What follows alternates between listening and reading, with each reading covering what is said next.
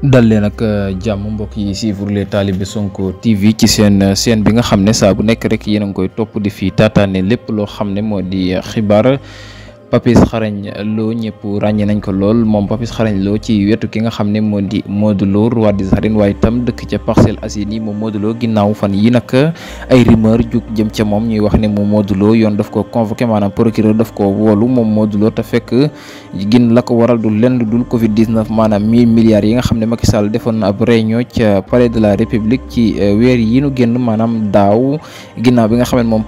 ex président de la République Macky Sall daal ne def ab li nga xam ne moo di aw waxtaan ñeel rek mbër yi ginnaaw loole jamono ji ñu daal di fay débloqué xaalis bu bëree bëri ay millions yu bëri ñenn ñi ne 50 millions jëm kaw yoo xam daal nañ koy séddale mbër yi fa nekkoon loolee nag ñu wax ne Modou Lo moom jamono ji jàpp na ne daal taxe na ca mbir ma tax nag ñu ne dañ ko daal di convoqué loolee ñu koy partagé fu nekk ci internet bi jamono ji lu ni mel nag tax Papis Xaragne Lo mi ginnaaw benn appel boo xam ne doon na ko am ak ki nga xam ne moo di Fadam moom Fadam nag ginnaaw bi nga ko posé question ñëw ci mbir ma lam ko xamal moo di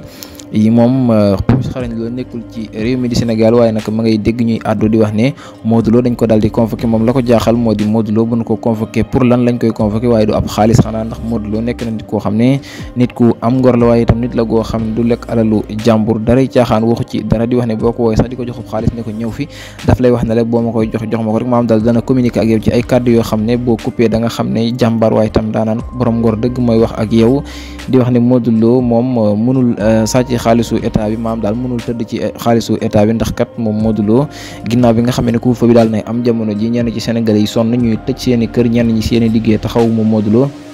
dafa daal di jël millions yu bëree bëri daal di koy jox état bi la waaye itam jënd ay dundu séddale ko di wax ne kookee kon yaakaar naa soxlawul xaalisu état ndax borom ngor la Modou Lo bu takkee ngemb li nga xam ne takk na ko waaye bu ko tekkee nga xam ne bëri képp moo leen boole di wax ne nit la koo xam ne nit ku baax la waaye itam kenn mënu koo xam lu dul rek da ngaa dëkk ak moom di wax ne buy def sax lu baax du bëgg ay caméra di ko tiim ndax yàlla kese moo ko tax di def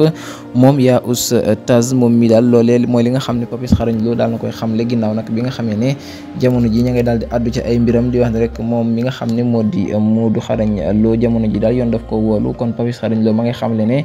Modou Lo bu ko yoon woowee moom dana dagg billet jógee ci réew ma mu nekk ñëw ci réew mi di Sénégal bokk ak Modou Lo naqar woowee ak tiis ba waaye itam bu fekkee dañuy tëj Modou Lo moom ma ngay wax ne kon kaso wa ñaar ñoo fay nekk waaye itam du ñu tëj Modou Lo bàyyi Papis mu nekk ci biti ma ngay wax ne daal Modou Lo bu ñu ko tëjee bu nekk moom Papis Xaragne Lo dana daal dem fekk ji ko ñu ànd bokk kaso boobee ndax lañu koy toppee dara amu ca waaye itam mu ngi wax ne loolee Modou Lo kenn woowu ko moom loolee daal di xam ne di wax ne Sénégalais yi ñooy wax rek jamono ji waaye itam Modou Lo moom deful dara loo xam ne dañ koy wax ñu daal di koy wóolu lii mooy kàddu yi nga xam ne Papis Xaragne Lo daal na koy xam le jëmee ko ci roi des arènes bii di Modou Lo bu Parcelles Assainies jaa ngeen jëf.